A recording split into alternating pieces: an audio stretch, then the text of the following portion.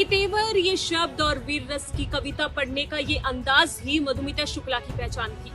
फिर एक ऐसा वक्त भी आया जब मधुमिता की पहचान यूपी के सियासी गलियारों में पैठ की वजह से होने लगी। मोहब्बत, साजिश और कत्ल, उसका जीवन किसी फिल्मी कहानी से कम दिलचस्प नहीं रहा। यही वजह थी कि उसकी मौत ने न केवल पूर्वांचल की सियासत को हिलाकर रख दिया, बल्कि उसकी आंच यूपी की सियासत तक भी पड़ी।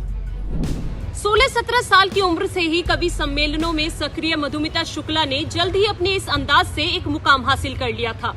अपने इसी अंदाज से वो बड़े से बड़े दिग्गजों को वो सब कह देती जो किसी आम कवि के बस की बात नहीं थी। सत्ता के गलियारों की शान शौकत और तालियों की इस गूंज से मधुमिता शुक्ला की महत्वाकांक्षाएं इस कदर परवान चढ़ी कि उसे अपनी जान से हाथ धोना पड़ा। साल 2003 में यूपी की राजनीति में मानो मधुमिता के नाम का ग्रहण लग गया हो। 9 मई को जब लखनऊ पुलिस को पेपर मिल कॉलोनी में महिला का शव मिलने की सूचना मिली तो पुलिस इसे मामूली घटना मान रही थी, लेकिन जल्द ही जांच से परत दर परत होते खुलासों से जल्द ही ये हाई प्रोफाइल केस में तब्दील हो गया। पोस्टमार्टम रिपोर्ट में मधुमिता के प्रेग्नेंट होने का खुलासा हुआ। दरअसल मधुमिता के पेट में 7 महीने का बच्चा पल रहा था। डीएनए जांच में पता चला कि ये बेटा यूपी के बाहुबली नेता अमरमणि त्रिपाठी का है। कवि सम्मेलनों के दौरान अमरमणि से मधुमिता की मुलाकात के बाद दोनों की नजदीकियां बढ़ गई थी। धीरे धीरे वो एक दूसरे के काफी करीब आ गए थे। अमरमणि त्रिपाठी का यूपी की राजनीति में ऐसा दबदबा था कि सरकार किसी भी पार्टी की हो, कैबिनेट में उनकी जगह पक्की थी। यही वजह थी कि मामले ने तूल पकड़ लिया और यूपी की राजनीति में हड़कंप मच गया। जांच को प्रभावित किया जाने लगा तो शिकायतों की वजह से इस केस की जांच सीबीआई को सौंप दी गई।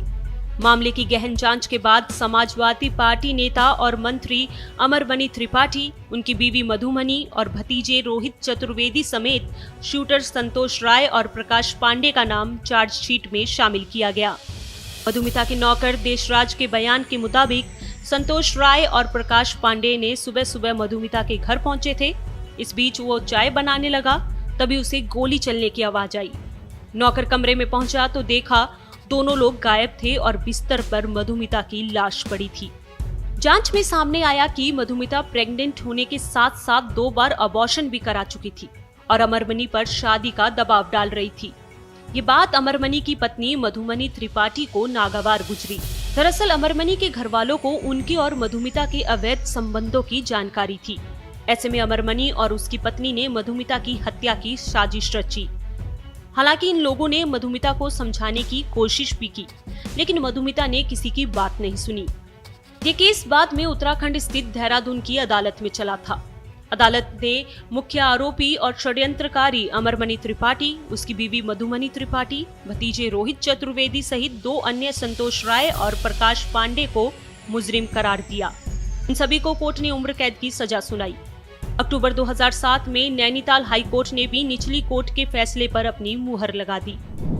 हालांकि सजा के बाद भी जेल से अमरमणि ने साल 2007 में गोरखपुर जेल से ही चुनाव लड़ा और महाराजगंज के लक्ष्मीपुर सीट से 20,000 वोट से जीत गई। लेकिन एक होनहार कवि मधुमिता एक बाहुबली नेता की साजिशों का शिकार हो गई। साल 2003 में यूपी की राजनीति में भूचाल लाने वाले मधुमिता शुक्ला हत्याकांड पर डिस्कवरी प्लस पर एक डॉक्यूमेंट्री आ गई है। सेक्स, सियासत और हत्या पर बनी documentary love kills Madhumita Shukla हत्याकांड में दर्शकों को सफेदपोश नेता अमरमणि त्रिपाठी की कारगुजारी देखने को मिलेगी।